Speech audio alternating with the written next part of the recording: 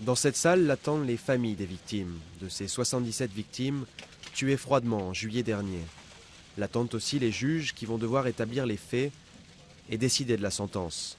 D'emblée, Anders Breivik adopte une attitude de défi. Un geste qu'il a lui-même expliqué dans son manifeste.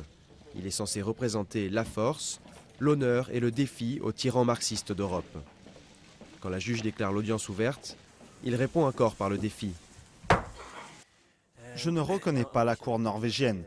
Vous tenez votre mandat de parti politique qui soutiennent le multiculturalisme. Et toujours la provocation, et aucun remords quand il évoque les faits. Je reconnais les faits, mais pas ma culpabilité au sens pénal.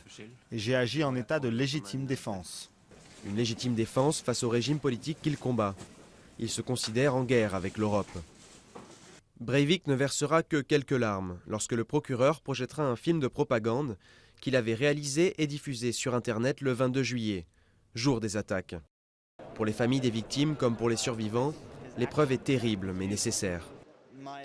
Je me concentre sur le procès, sur la procédure autant que possible, et sur la justice en train d'être rendue. Le terrorisme s'attaque aux sociétés libres, et le système judiciaire est la pierre angulaire d'une société libre. Donc je pense que la meilleure réponse possible, c'est un procès comme il faut, compatible avec notre vision d'une société libre. Le procès durera 10 semaines. Les juges vont notamment devoir statuer sur la santé mentale de l'accusé. Est-il psychotique et donc pénalement irresponsable?